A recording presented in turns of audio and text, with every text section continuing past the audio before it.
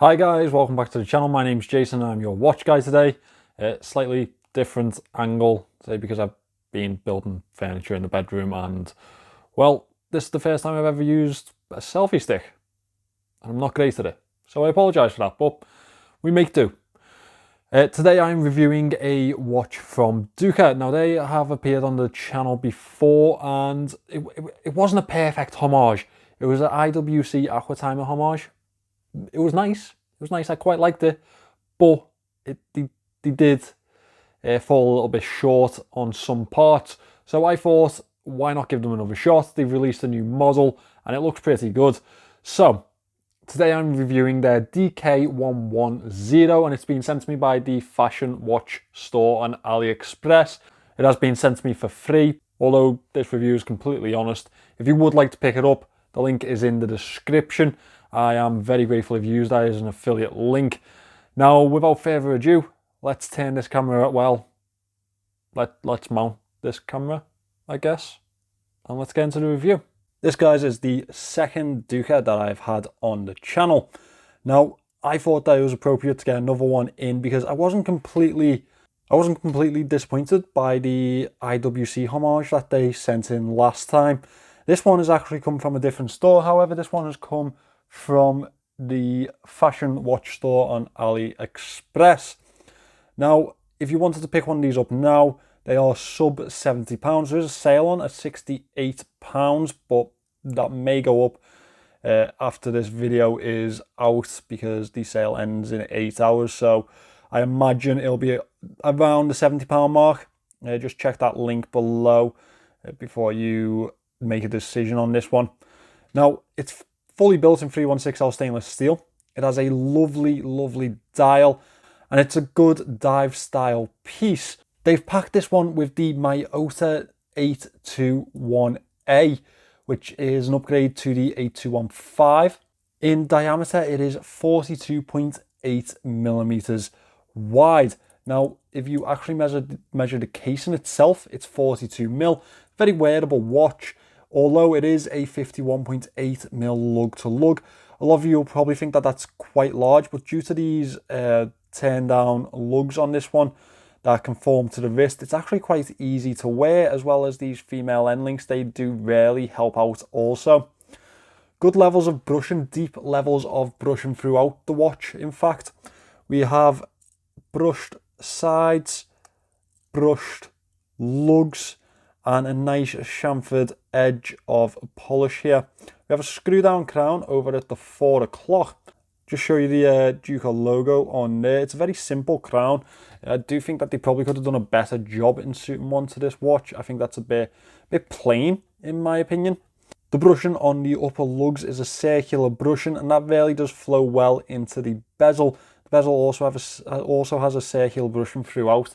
We have large black markers on the bezel. Stainless steel effect to it all. It's a 120 click unidirectional dive style bezel.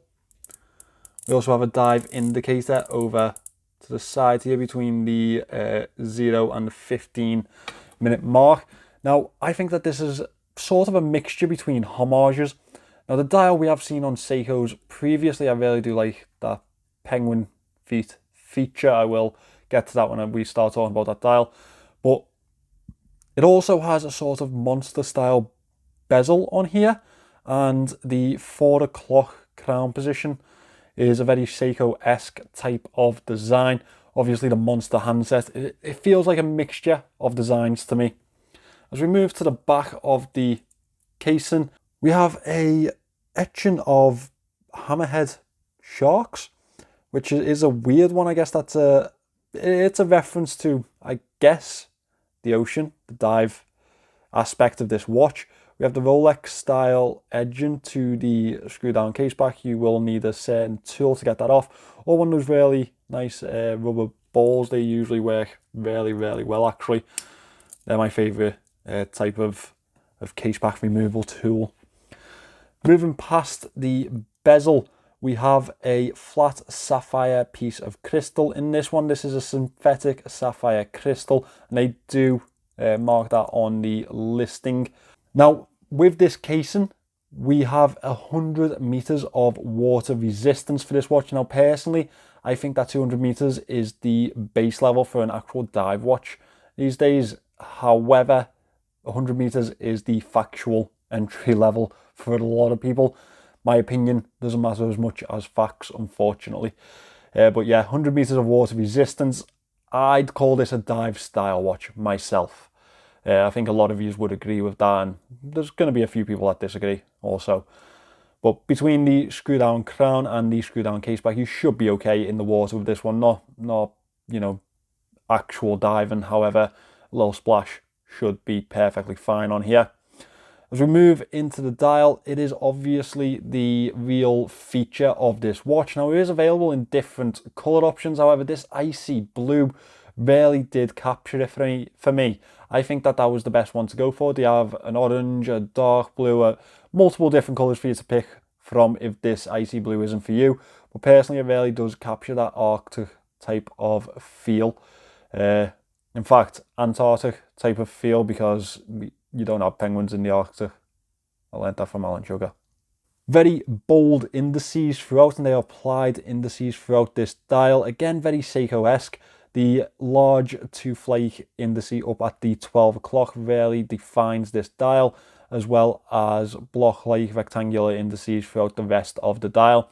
The 6 and 9 indices are much more bold than the rest of them. And we have a half indice over here at the 3 o'clock for that date window. Now, the date window does not have a border. However, I do feel like it's slightly, not as much as it looks on the camera at the moment, but slightly out of position for me. Up at the 12 o'clock, we have the DUKA logo printed. And down at the 6, we have automatic 10 bar 100 meters. Now, a real nice feature of this piece is that chaptering. I think that really does give a nice level of depth to the dial. It brings you in, it brings the sight or the aesthetic view of the dial inwards. It has a white printed minute track throughout, and it is set in a darker, more navy blue, almost black colour. In fact, it may actually be black. I am slightly colourblind, so don't take my word for it. The handset, as I mentioned, is a monster handset. It is loomed in the centre with a stainless steel effect border, and we have this arrowhead second hand ticking around, and they are actually a well-sized handset and really do make the feature that they really should in this watch. They are bold and aesthetically pleasing. Now, we are going to have a look at the Lume shot shortly. One thing that usually Aliexpress pieces do falter in is the Lume shot. I hope that DUKA haven't. However, I do have a feeling that they may have. So yeah, let's get these lights out and see how we're doing. Now, with fair to DUKA, it's not that bad for the standard that you usually see on Aliexpress. It's not very well spread, and they can definitely do with more layers on here. However, it's legible. That Lume pip's good. And I've seen much worse from the likes of Pagani Design and Cadison and the likes. So yeah, I think not good, but better than a good amount, especially at this price range. So yeah, I guess well done, DUKA. Yeah. So I think that Lume shot was actually quite a pleasant surprise. Now, as we move on to the final section, it is this bracelet. I am a fan of H-Link bracelets. I think that they really do give a nice fit to wrist. This one has a nice level of taper. We have solid end links in here. The finishing to the sides isn't the best. We do have a brushed finish throughout, which is actually quite suitable. And female end links, female solid end links here. These are push pins throughout the bracelet. We have double pushes at the clasp, and the DUKA logo is etched in there.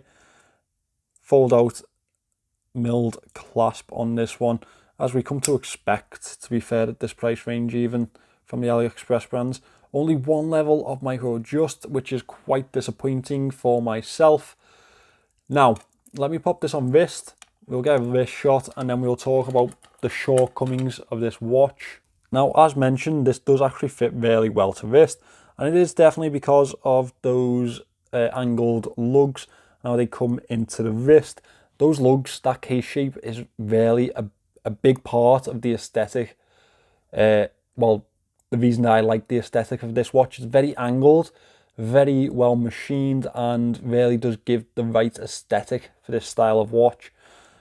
The watch itself and bracelet does wear really well. I do wish there were some more levels of micro just in that clasp, and I do wish that, well, I'll show you.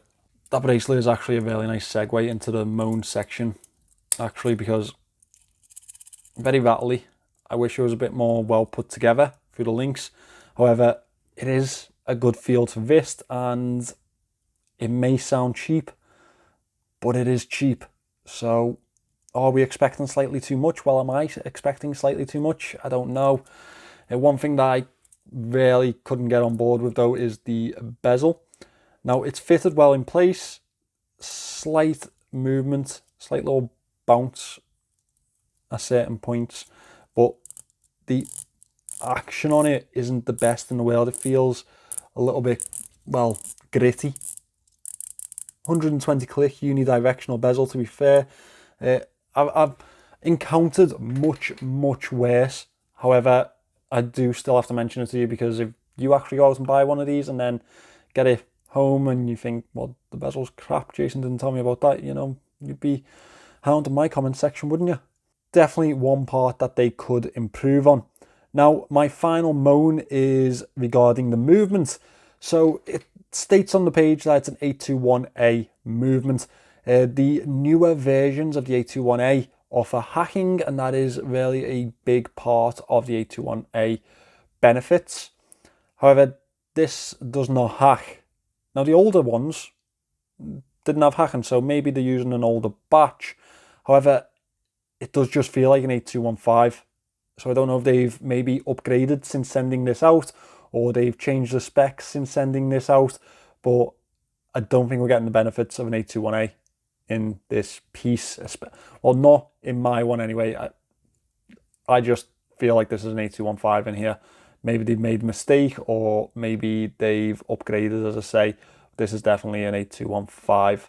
To be fair, for £70, there's definitely a lot worse on the market, especially on Aliexpress. There's plenty of Pagani designs at a higher price that don't stand up to this. So I think that we maybe need to start looking at DUKA as a possibility for some of our pieces, some of the availability on Aliexpress, especially in the Pagani design, Cadison type of price range market on that type of platform. I think that they could be contenders.